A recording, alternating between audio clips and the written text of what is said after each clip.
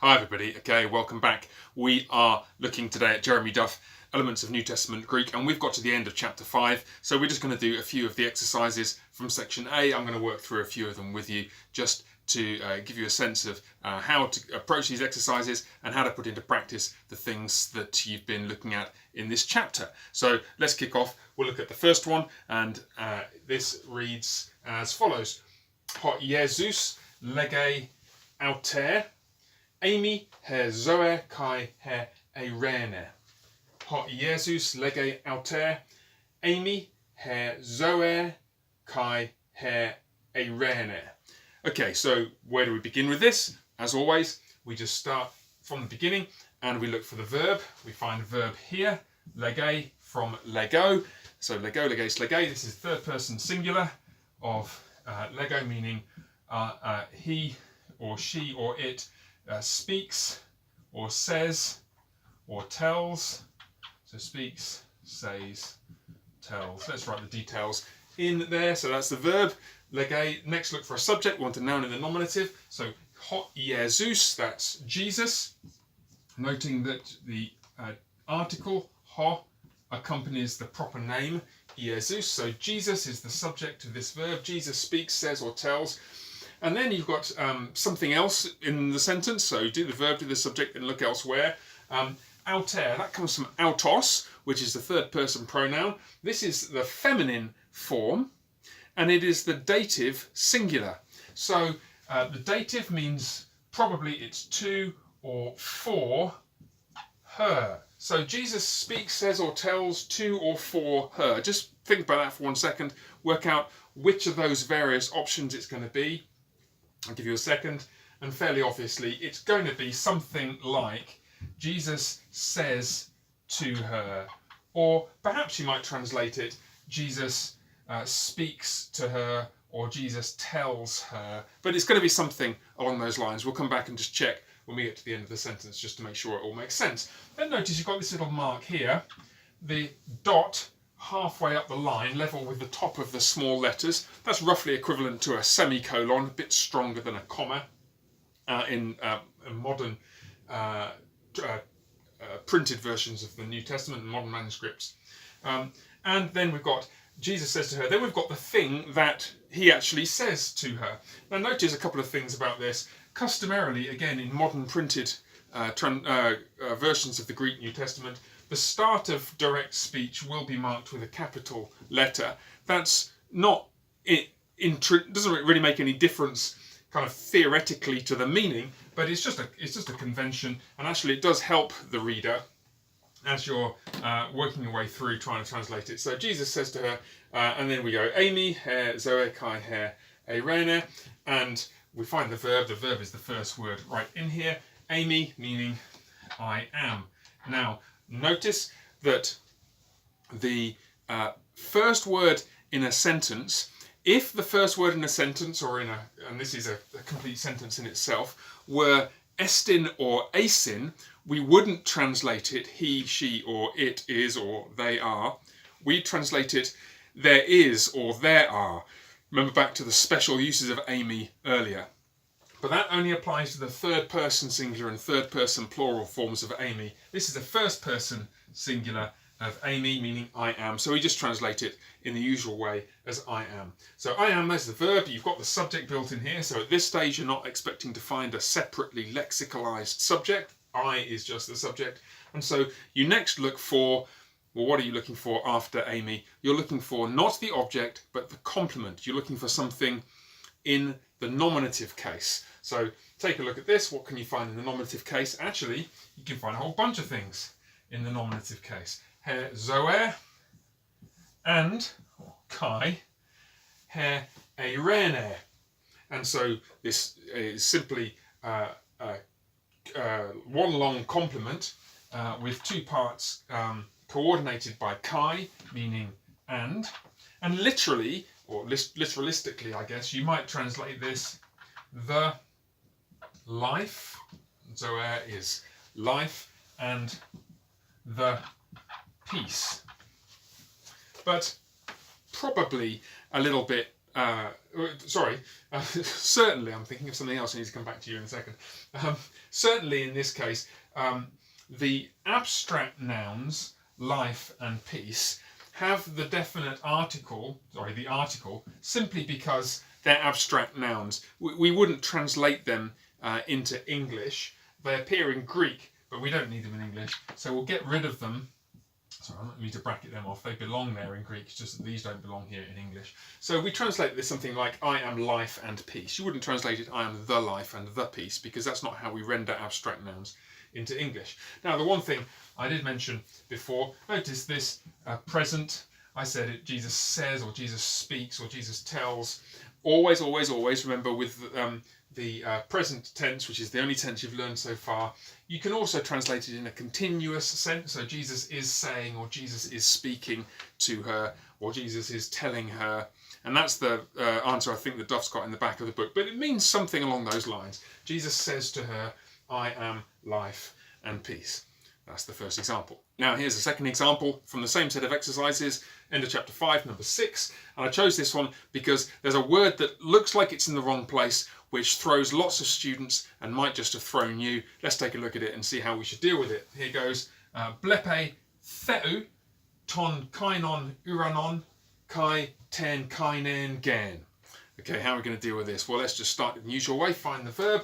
Here's the verb. Blepe comes from blepo. It's the third person singular. Remember blepo, blepes, blepe. So it means he or she or it sees, or possibly is seeing. So there's the verb. Excuse me. Now the next thing we want to look for is a subject, because it's quite possible that there will be a subject in a sentence which has got a third person verb. Can you find anything in the appropriate case, which would of course be the nominative case? Answer is, can you? Take a look. And no, you can't. So that means that the subject is he, she, or it. And so you've looked for the verb, you found that. You found there's no separately lexicalized subject. So now you want to see, is there an object? And so you proceed through the sentence merrily on your way until you encounter this. Theu. God, theos, in the genitive of God. So he, she, or it sees. Let's say she sees. That's actually the version that Duff's got in the book. She sees of God. What on earth are you supposed to do with that? The answer is, just pause a second. If you find something confusing like this, keep your eye on the ball. Remember what you're looking for. We've found the verb. There's no subject. Now what are we looking for? We're looking for an object. Let's just check that there isn't an object first before we go getting worried about things that we know we don't yet understand very well. So can you find something in the appropriate case, the accusative? Answer is, yes, you can. Ton kainon uranon. And kai, well, I'll give you that.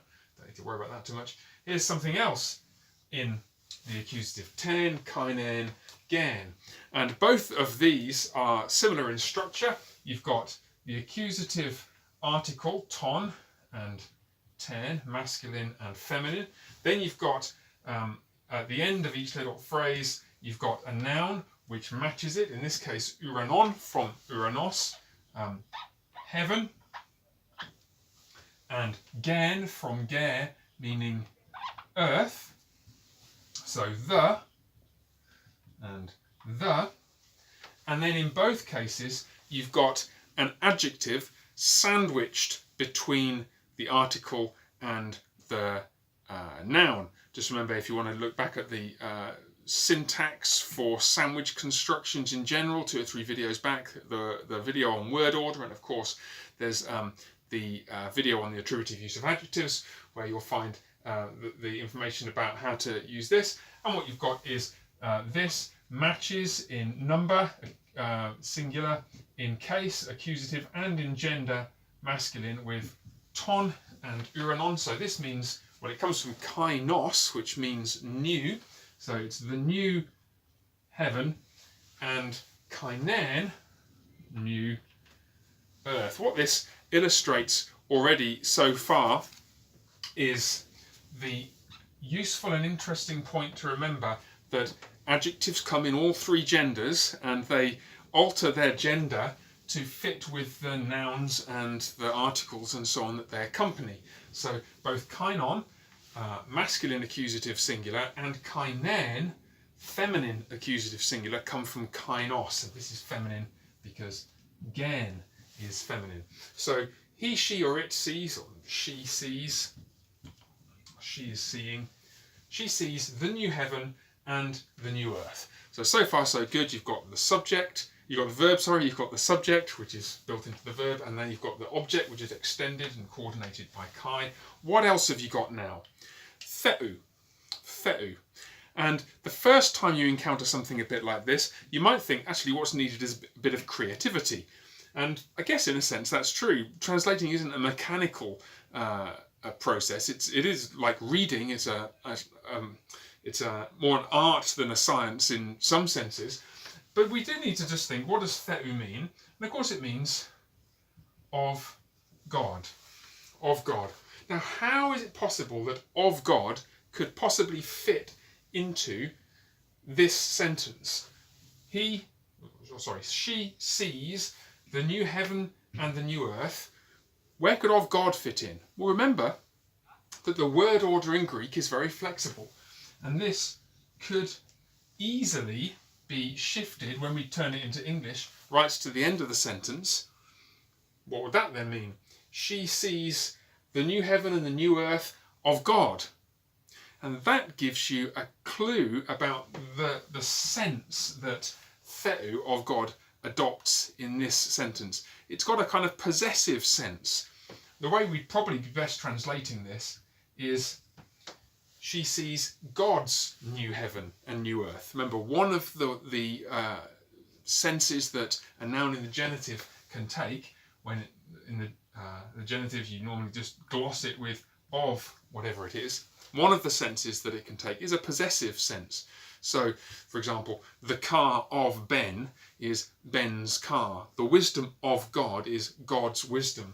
And she sees of God the new heaven and the new earth is she sees God's new heaven and new earth. In English, then, curiously, we don't lexicalize the articles. We don't write the articles.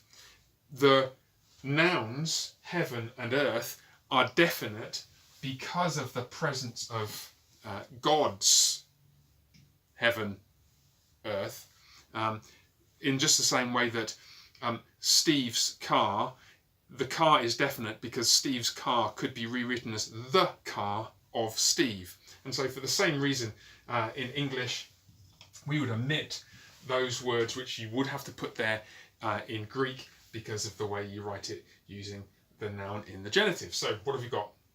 She sees the new heaven and the new earth of God, or put more idiomatically, she sees God's new heaven and new earth. There's a second example.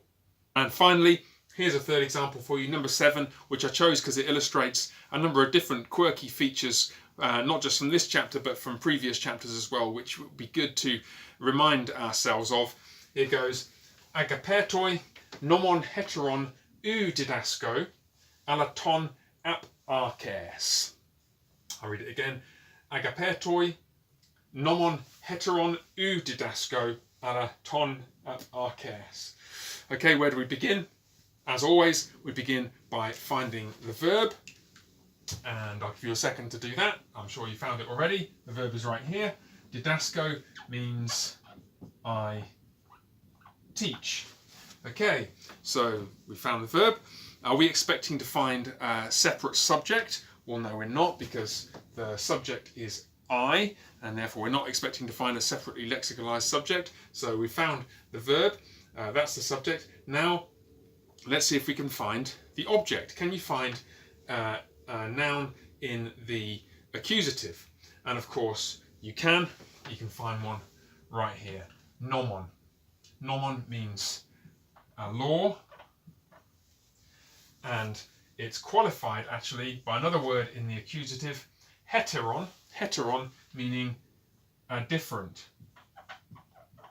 And if you look back at the material on the attributive use of the adjective, then you'll remember that this means a different law.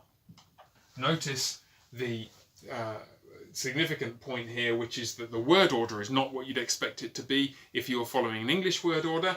A different law I teach. Well, this is the object because of its case, and that allows you then to move the word order around a little bit, in this case to front nomon heteron, perhaps, as Duff suggests a couple of sections ago and as we looked at in a previous video, perhaps to emphasize this in contrast to something else. Probably true, given the rest of the sentence. So, a different law I teach. Okay, so what else have we got in the sentence? We've done verb, subject, object. We better start trying to figure out what else is going on, because there are a fair number of other words. Well, just to begin somewhere, u, which of course means not, and it negates a verb. So that turns I teach into, very good, I do not teach, or perhaps better, I am not teaching. It's probably better because that then is slightly smoother, and it also reflects the continuous force of the present tense didasko in Greek. So I am not teaching a different law. I am not teaching a different law. Okay, so far we've done those 4 words. Yeah, slow, steady progress. What else have we got in the sentence? Or where should we go next? Let's just keep going, and we'll come back to the beginning in a second. What have we got here? Well, we've got alla, meaning but. Okay, so we've got to stick that in there, I guess that's what it means, and that's going to join what goes before with what goes afterwards disjunctively. I'm not teaching a different law, or a different law I'm not teaching, but, and here's where you get something that's slightly tricky that you won't have encountered before, at least I've not mentioned it to you, and I don't think we've come across it in the book either. Another phrase which, being marked by an article in the accusative, serves as the object of the verb. Just think about what this means for a second. Ton is accusative singular, and accusative is a little label that tells you it's the object of the verb. So, I'm not teaching a different law, but this is the thing that I am teaching. The thing that I'm not teaching is this, but the something. The something is the thing that he is teaching, in contradistinction from the different law which he says I am not teaching. So what is the thing which he says impliedly I am teaching? Well, it is the ap arches. Well, here's another curveball. Ap, probably causing a few head scratches in the audience. Ap comes from apo, which is a preposition governing a noun in the genitive case, meaning from. The from arches. And what does arches mean? Well, arches comes from arche, and it means beginning. Okay, now just look at that for a second. It's actually a beautiful and elegant sentence, just as we've translated it so far. I know I haven't looked at the first word yet. We'll come to that in just a moment. I'm not teaching a different law, but the from the beginning, or perhaps much more idiomatically, the one which is from the beginning, or the one which was from the beginning. Notice that you have to supply the article here to make it make sense in English. That's fine. It just turns out that Greek can sustain the use of arches here without the article, but still give it the sense of definiteness. But the definiteness requires the definite article in English. We wouldn't normally talk about our beginning in a context like this. So I'm not teaching a different law, but the one which is from the beginning. And what I want to really call your attention to is the beautiful elegance and subtlety of this phrase. Ton aparches.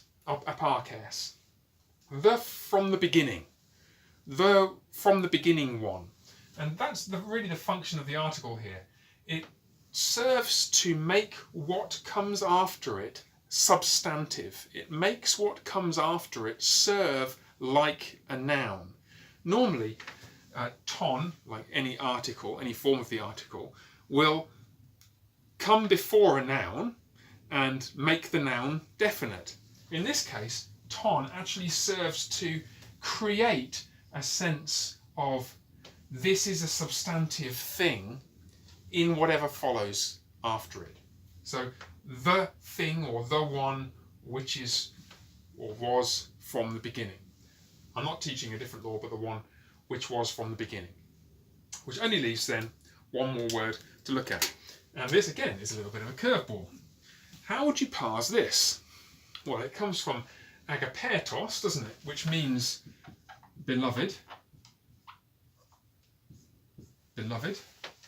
Agapetos.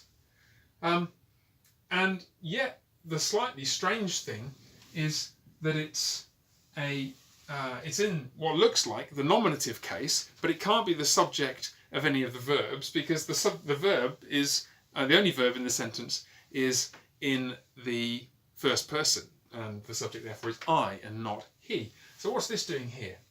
Well, actually what's going on is it's in the vocative case. You remember that from way back? The case of address. Normally we think of the cases as nominative, accusative, genitive, dative, because they're by far the most common. But just occasionally in Greek you find, just as in English, somebody will say, John, or hey Steve, or kids, or hey everybody. And those phrases are not nominative, accusative, genitive, or dative if they were in Greek. They are vocative. They're addressing a particular individual. And that's what's going on here. The adjective beloved is being used in the vocative case to address a plural group of people whom the speaker, because it's I, addresses as beloved. Beloved. So that's how you translate this sentence. Beloved, parsing this as vocative, substantive use of the adjective. Beloved, a different law I am not teaching. I'm not teaching a different law, but the one which is or which was from the beginning. Notice, in fact, that the sentence formally leaves unspecified whether it's the one which is from the beginning or the one which was from the beginning.